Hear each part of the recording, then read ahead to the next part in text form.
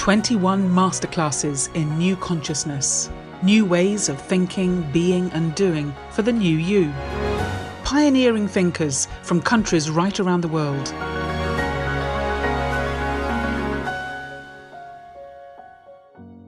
Hello, Om Shanti, and welcome to today's Masterclass, one of 21 Masterclasses in New Consciousness, a series that will be exploring new ways of thinking, being and doing in today's rapidly changing world.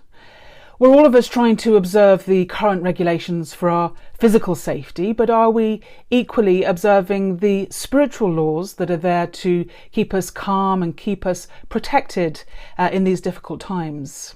My name is Philippa, and I'll be with you throughout this series as we listen to the experiences of yogis and meditators from countries right around the world as they share with us their tools for navigating these challenging times. Each of the speakers are students and teachers of the Brahma Kumaris World Spiritual University. As the name suggests, it's a university for the spirit, for understanding the self and the soul.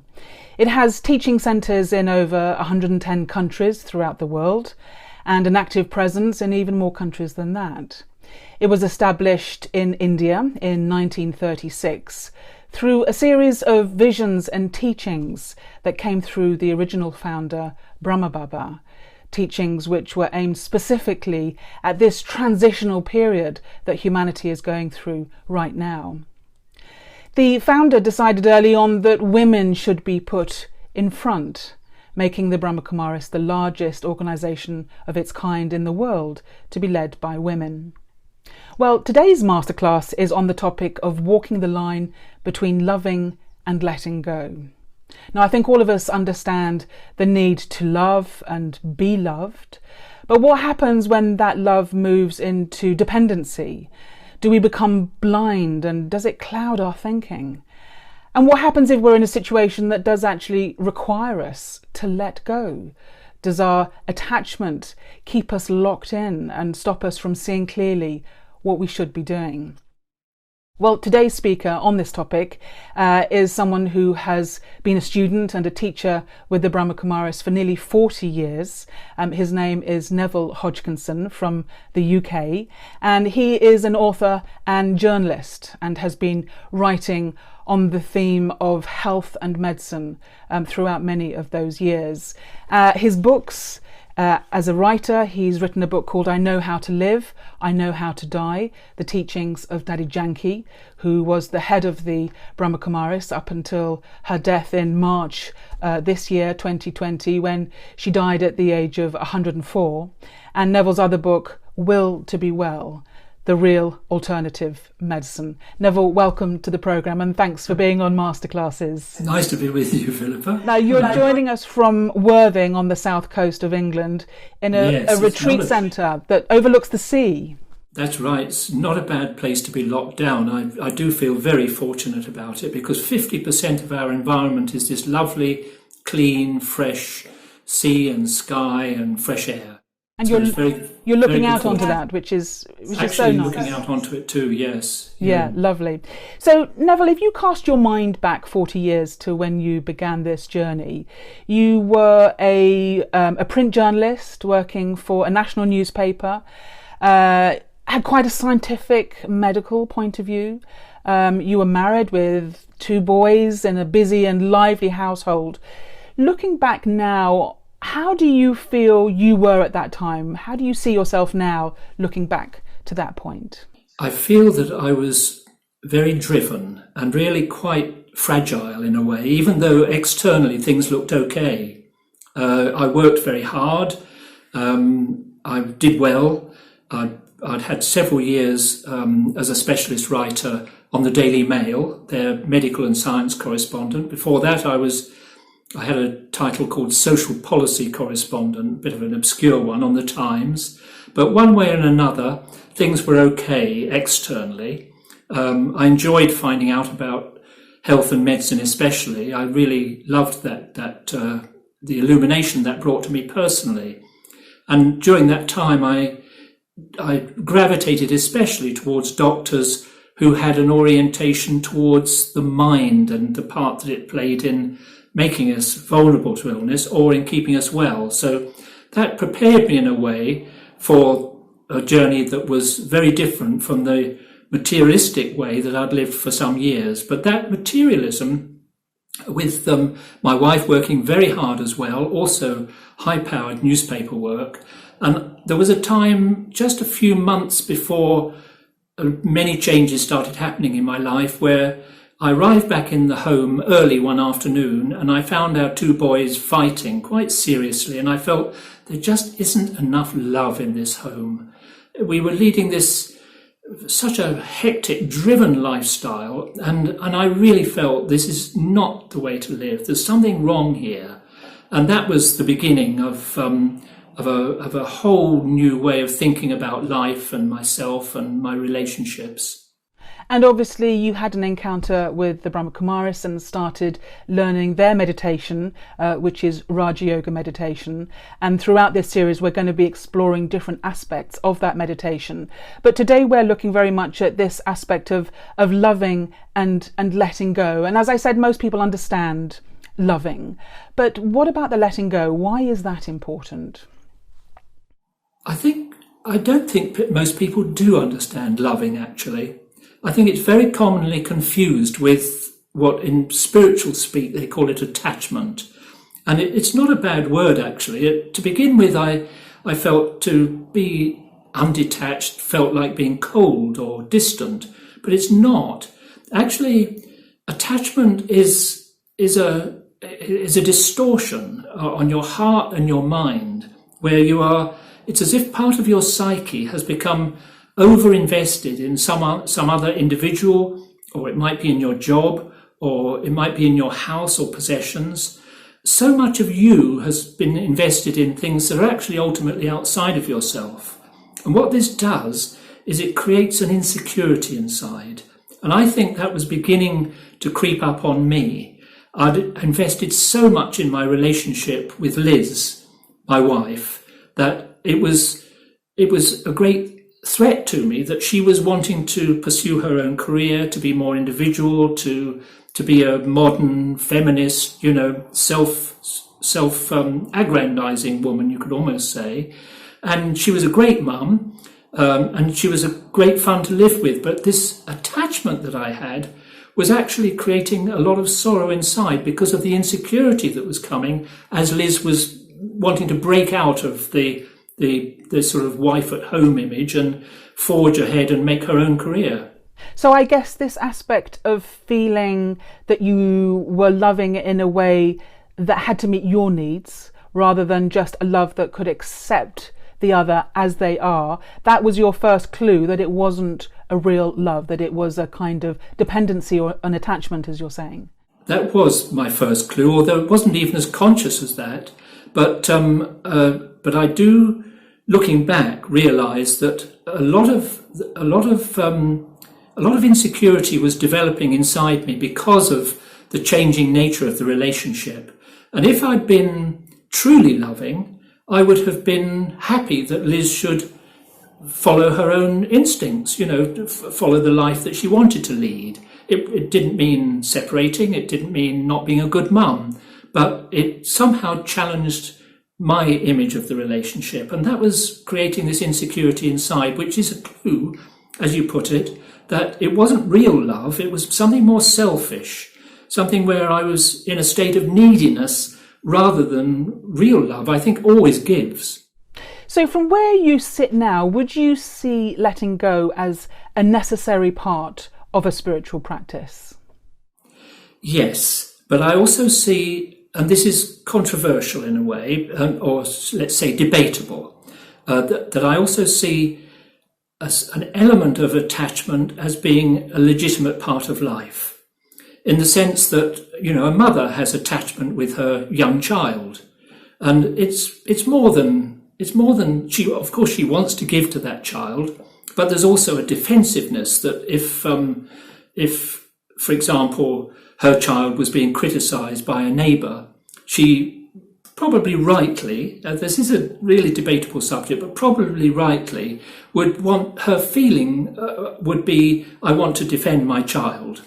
Whereas true love, in the sense that where mature love, which I think all attachment relationships should develop into, we should go beyond attachment into a mature love, which only gives, only frees. And that's where the letting go comes in. But there's a beautiful few lines by the poet William Blake that for me summarizes what I really feel is what I've been learning to do through the practice of spiritual study and meditation with the Brahma Kumaris. He wrote, I'm not quite sure what poem it came from, but I remember these lines: "He who bends to himself a joy doth the living life destroy." You can imagine a butterfly's coming past and you think, oh, that's nice, and you reach out and grab it and it's dead. You've killed it. And that can happen in relationships too. So he who bends to himself a joy doth the winged life destroy. But he who kisses the joy as it flies lives in eternity's sunrise. I love that. I feel that's such a great goal for how to live. And that, to me, is really got it right, this line between loving and letting go. You can love when it's there in front of you. You can kiss the joy. It doesn't, you can appreciate what's in front of you. But when the time comes for it to have passed, why suffer and why cause others to suffer by trying to hold on to something after its time? I love that idea of kissing something as it goes by, because it suggests this really beautiful light touch that Exactly. you don't have to grasp at it. Exactly. So you're loving, but it's that's a very nice way of putting it. It's a light touch. So that, yes, you're loving, someone's in front of you. Why shouldn't you love? But it's not a binding, it's not a holding, it's not a bondage, either on your part or towards the other. But if we drill into this letting go, it does seem a conundrum that, on the one hand, you're saying there are so many benefits from having this light touch, and yet human nature, we cling on to our job because it gives us a role and meaning in life. We cling on to our relationships because they give us a status, our possessions, our car, because they make us happy. Why is the human nature geared in such a way as we hold on to these things when actually they're not enabling us to be free? And yet we can't let go. Why is there this dilemma, this conundrum at the heart of this issue? I don't think it has to be like that. And in fact, I'm pretty clear that it doesn't have to be like that on the basis of the degree to which I have become free. It's not complete, the job's still in progress, but many of the things that used to really be very difficult for me in my life have come right now because of an answer that has come through the spiritual practice. And this, in order to answer your question about this conundrum, I think you have to bring in a sense of relationship to something more subtle than the material level. The thing is that everything at the material level comes and goes. It's in the nature of matter. Bodies come and go, epochs come and go. This laptop that is in front of me will come and go. It'll have its days and then it'll be out of date or it'll break. Everything comes and goes that is physical. But the spiritual is unlimited.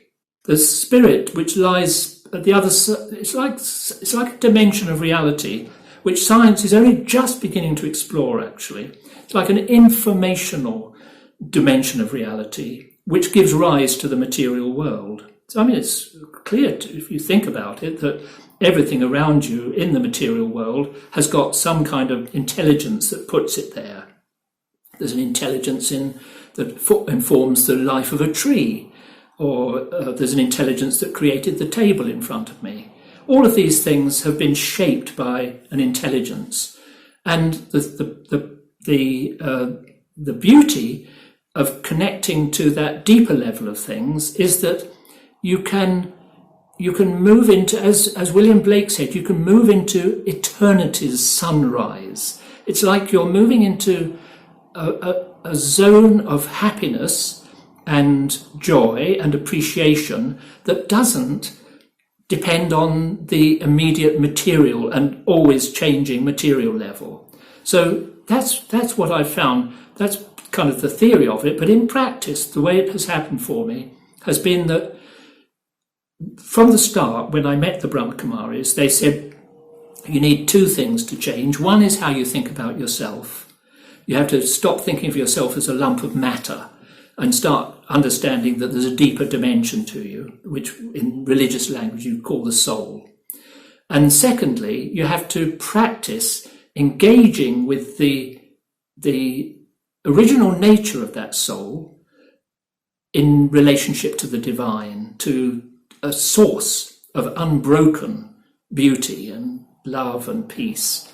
So many of at the core of so many of the great faiths, the great spiritual traditions, there is this sense that there's a higher self that has perhaps been lost through the journey through life, but that there is also a source which is like an unchanging reference point of everything that's highest in us. That's how I've understood this. And when I learned how to connect with that beautiful reference point for what was my original nature, it's as if that sort of fills me from the inside.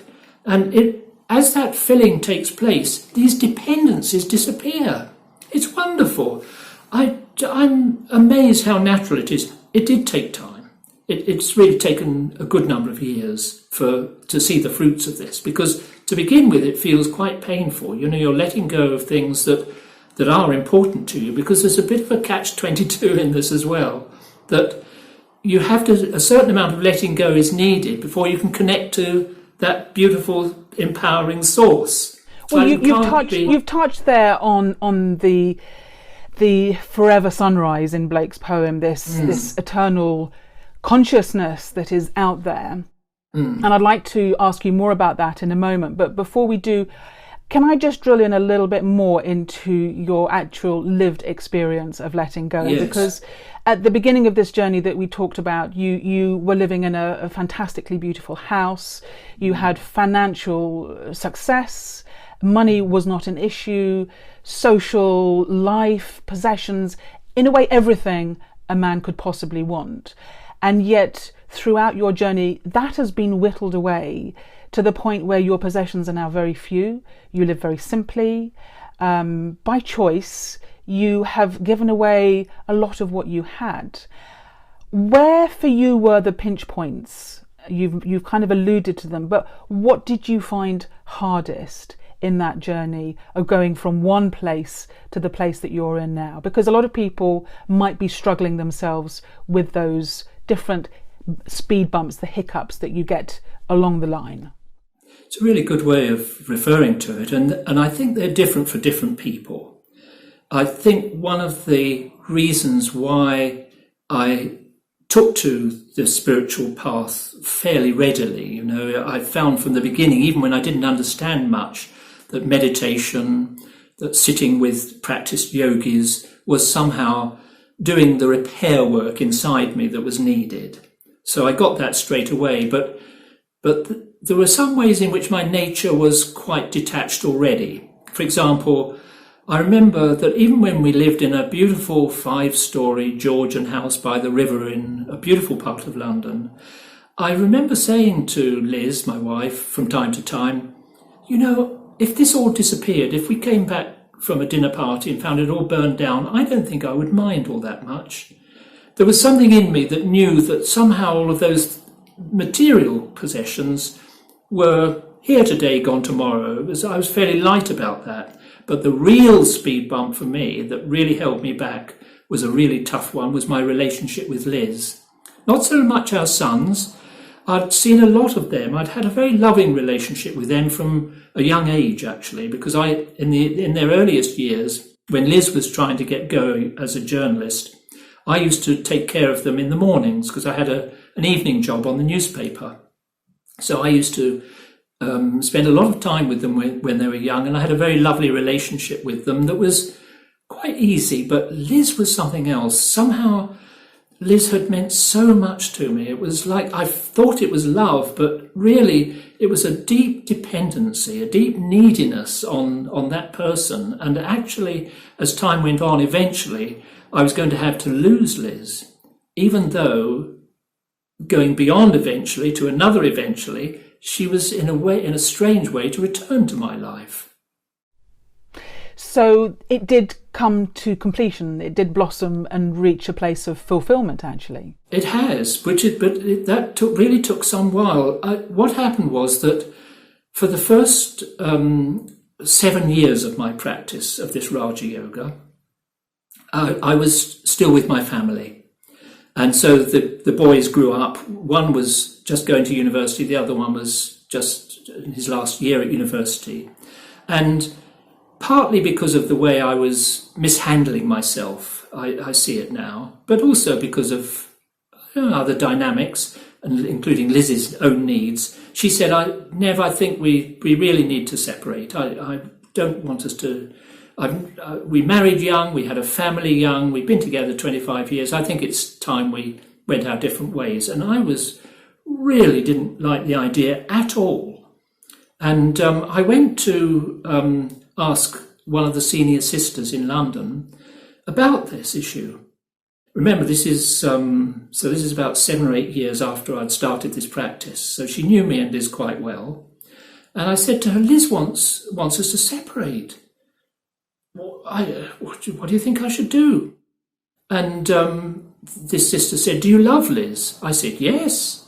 And she said, well, you'll want to do what Liz wants then, won't you?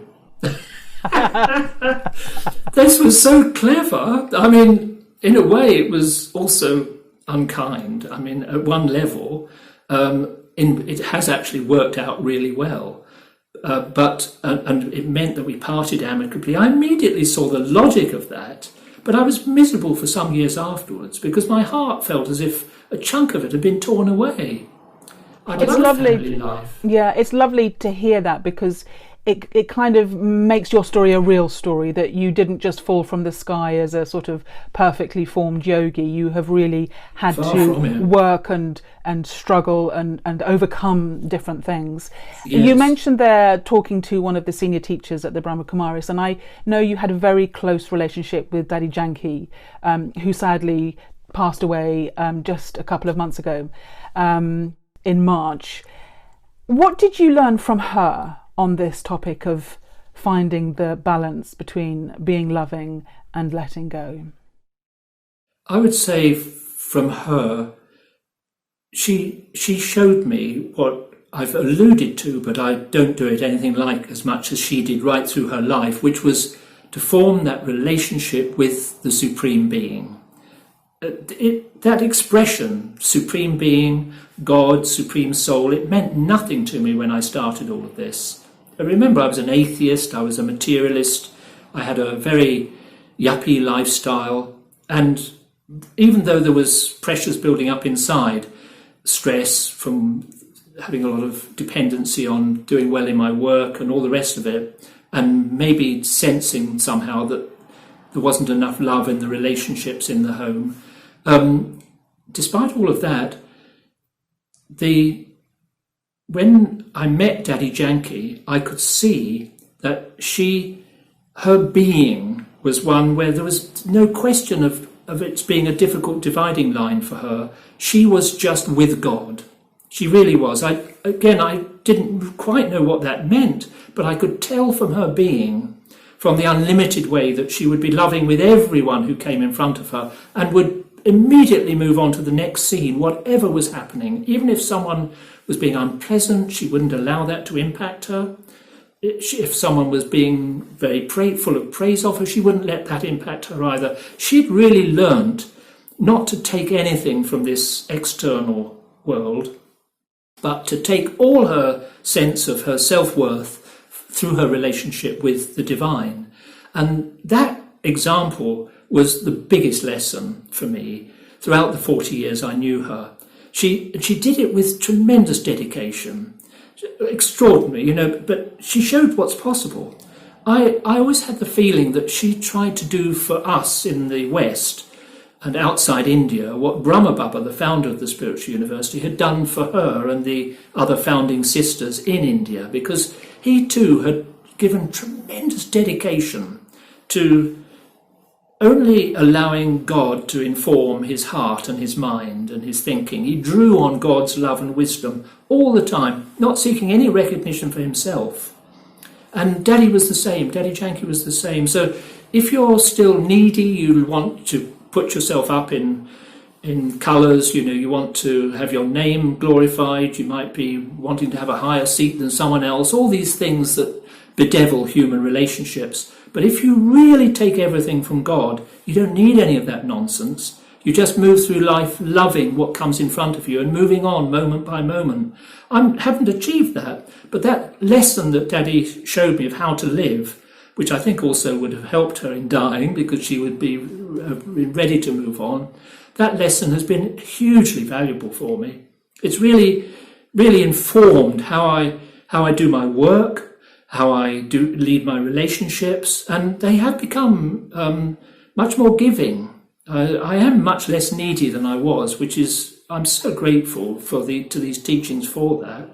So you've alluded to this spectrum with unhealthy dependency and attachment to stuff on the one hand, and the experience of the forever eternal sunrise on the other hand, which in your language you're describing as God. Can you flesh out a little bit what you mean by that? What is that experience that you're having let go and having entered into this state of love? What is it you're loving in that experience? You're, in a funny way, you're loving love. It's a state of being.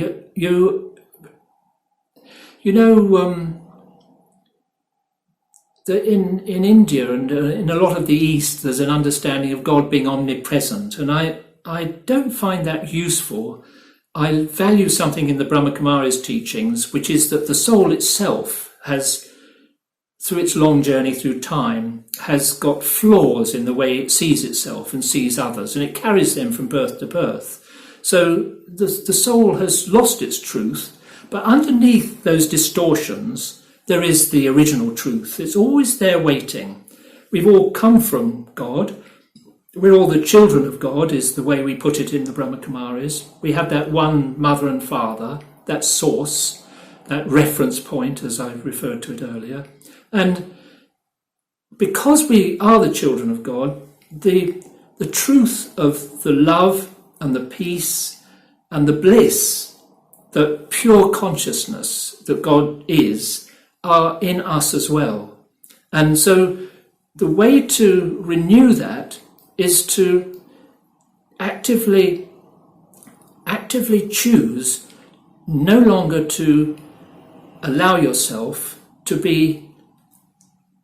have that love and peace destroyed or impeded by objects, relationships, things that happen, the frustrations of everyday life. They will occur. You have to negotiate life. You're still here in life. Those frustrations will occur, but you start to learn how to see, oh, I don't feel so good about this. Now, why? And then when you turn the camera inwards and look at yourself, you realize, oh, this person really annoyed me because my ego got hurt. And ego is like a narrow sense of self, to do with the self that's constructed in your brain, rather than the soul, the deeper aspect of the self. So in that way, as you negotiate life, the frustrations, the hurts, they still come, but you quickly turn them to your advantage by seeing that, oh, no, that's not original to me. I don't need that anymore. I don't want that anymore. And that is the key. You can connect. It's terribly simple, actually. God is unbelievably simple. I didn't get this for years, I have to say. But now I see God as being unbelievably simple. It's like an inner presence that I can know when I am aware of myself as a spiritual being and have let go of my identification with what I look like, with my nationality, my age, with my job, with my family, when inside I just can connect myself to that beautiful awareness that I am a being of love and peace and bliss. And I've got so much to be appreciative of, that is the truth, and that I'm getting my way back to that. Once you kind of make a choice for some positive feelings of that kind, you're on the right track for reconnecting to the power source. It's a very odd thing. It's not really as if it's separate from you, and yet it is. You know, you're not God. I'm very clear about that because I've got all of these imperfections, but the way to know God is not to dwell on your imperfections and think, oh, I'm a miserable sinner kind of thing, which was a little bit what I picked up in my early days going to local church, but much more, no, there are the imperfections, but let me focus on what is good in me and in others, and that focus somehow it puts you on the same wavelength as God, so that internally you can feel that God becoming more and more your companion as you move through life. That's an amazing thing. He's not something sitting up on a cloud, or throwing thunderbolts. He's just some sort of beautiful inner sense of truth. And this is the new consciousness that I think is accessible to all of us, that will take us forward and will really help us through some tough times ahead. And it's that relationship that creates the magic in your life that helps you get through these experiences. Totally. In fact, I was struggling until the penny dropped. I really am a soul and I really am a child of God. I could do all sorts of other things. I could have bliss. I could be carried off into bliss. I think probably my brain is well endowed with endorphin receptors or something like that. So right from the start, when I came into contact with yogis, I used to sit in front of them and I was blissed out just by the beautiful vibrations. But I don't think that's real yoga. That's, again, a kind of dependency. It took me a long time. The cognitive shift had to happen inside, that I really am a soul and a child of God. When that penny dropped, it became so much easier for me just to know that it's never far away for me to top up the battery with that inner connection. And then, because the battery is well charged, as I move through life, it's more giving, and hence everything works out better when you're more giving. But when you're needy, you get frustrated, you get angry because people are not meeting your needs. So if you can meet your needs spiritually, you can make yourself free. It's a simple formula, but not so simply done. Some people listening to this might have formed the impression that it's necessary to walk away from big chunks of your life. Maybe, as you've talked in your experience, even give up a relationship or a career or whatever. And yet within the Brahma Kumaris, there is this understanding of, once you've made that shift, the car can still be there, the job can still be there, those things can still all be in your life, but you're relating to them from a different standpoint. So you're not going off into the jungle or sitting in a cave and renouncing the world. You're very much in the world with these things still around you, but operating and interacting in a new way. Is that how you would say it? Yes, definitely. And in fact, it was interesting that we still on a regular basis hear discourses that were given by the founder, Brahma Baba. And just recently, one of these was saying that he was chiding, actually, probably, some of the people who were sitting in front of him, who were perhaps in a protected environment of the ashram. And he was saying that people who are practicing this in their homes with their families, they can move faster. Because, if you distance yourself too much from the challenges that reveal where you still need to do work on yourself, you could be living in a cloud cuckoo land. You won't move forward well. You might fool yourself that you're doing well, but actually you'll be stuck. What's beautiful about this practice is that it does encourage you, yes, to begin with, actually, some degree of healing may be needed, and we all differ in that. So I'm amused when the sisters say that the spiritual university is a hospital come university. So to begin with, you sort of certainly need a certain amount of healing, and I feel that I needed that. So I was very fortunate that I was away from my full-on newspaper job for a couple of years when I started. I was writing a book, and I don't think I'd have been able to establish the practice that has sustained me all these years if I'd still been in the hectic environment of the newspaper office. But when I returned to the newspaper office after that couple of years, I was a different person already. That really had changed. I feel I left one job with my tail between my legs in a way, because I'd let it burn me out. But when I went back, armed with this knowledge of how to meditate, I didn't really have proper understanding, but already I was taking benefit. And I was more considerate of colleagues. I was much less sensitive to criticism. I was braver in what I would do. So a lot of changes happened really quite quickly, especially in my work. The tough ones for me were the personal relationships. And in that case, sometimes, because in the early days of the Brahma Kumaris, quite a lot of the sisters had to leave their family environment because the families were so against them joining this, because it was something very new. And there was a whole load of reasons why it was controversial. But not all.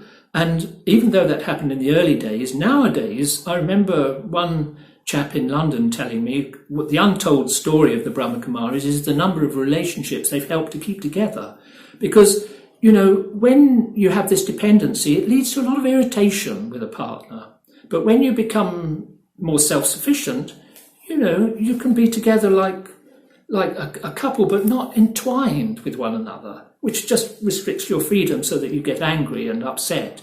But when you're like this, you can face the world together, but you're free.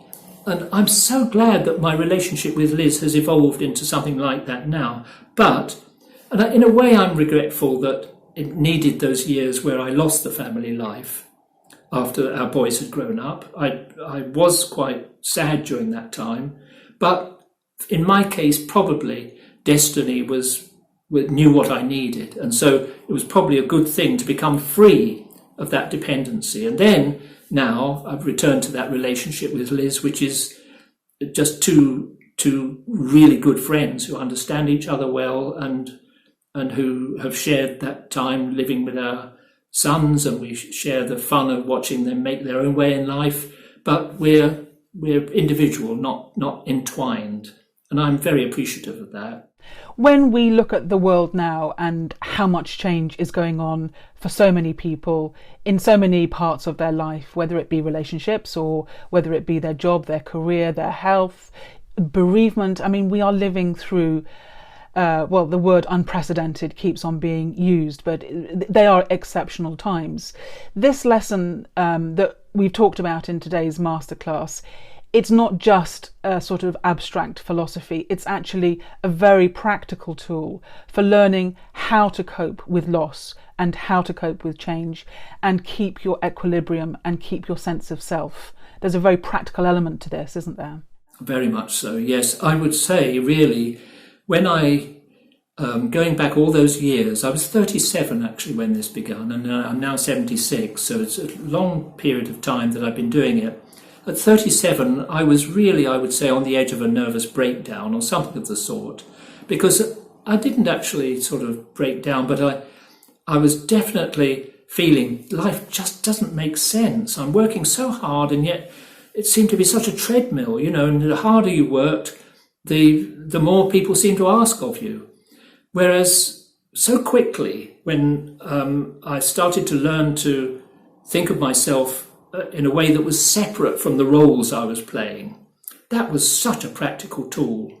That sense that I don't have to define myself by my stories in the newspaper. I do my best, but if one day it works out and another day it doesn't, don't let yourself go up and down in your feelings. That just wears you out.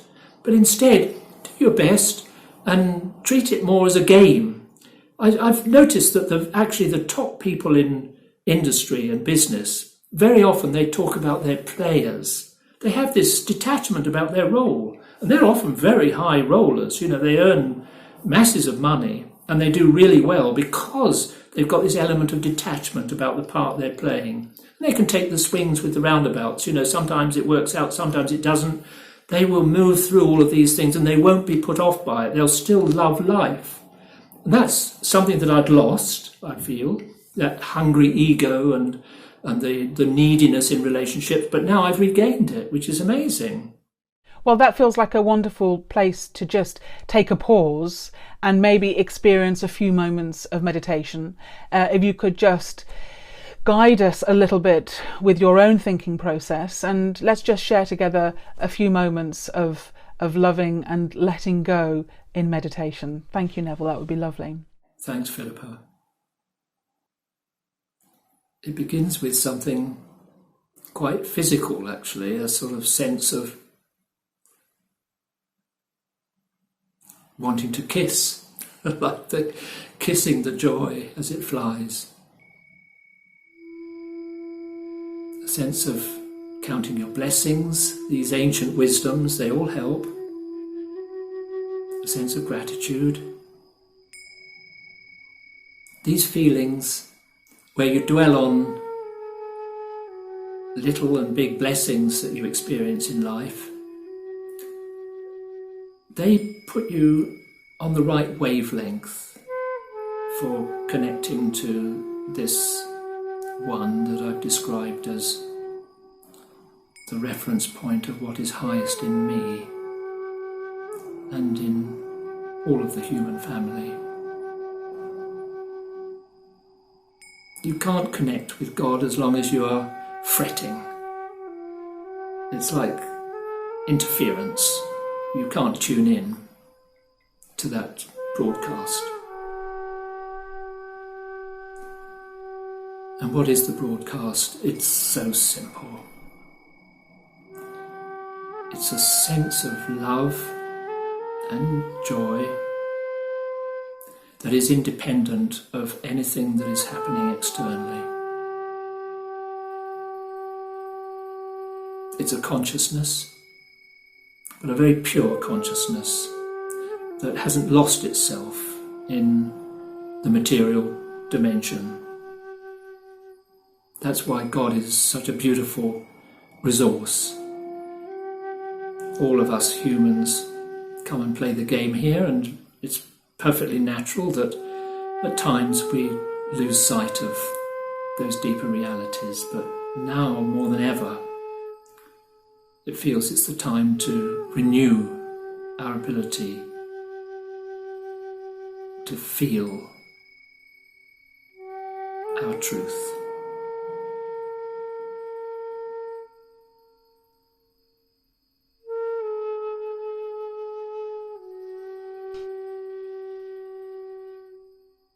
Thank you, Neville. It feels like you haven't just given us a tool, but actually a whole toolkit of practical, wise and insightful ways in which we truly can navigate the emotions of this current era, and a lot to take away and in our own meditation and quiet times really reflect on in our own lives and in the way that we are going about our day-to-day living. So Neville Hodgkinson, thank you so much for being with us for today's masterclass. It's been a real pleasure to have you. Thank you so much. Thanks, Philippa. Thank you. And thanks to you as well for joining us. I hope you'll join us again tomorrow for our next in our series of 21 masterclasses in new consciousness. Until then, take care, keep safe, Om Shanti, and goodbye.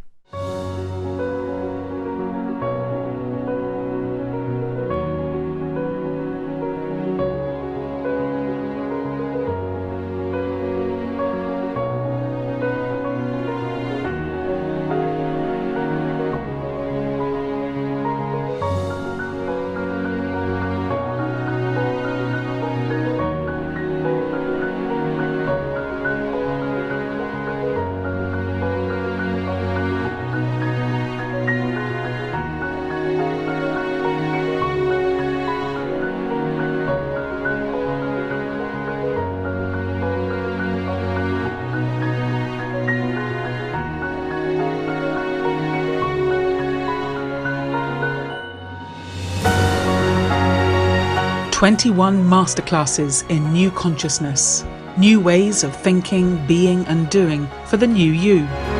Pioneering thinkers from countries right around the world.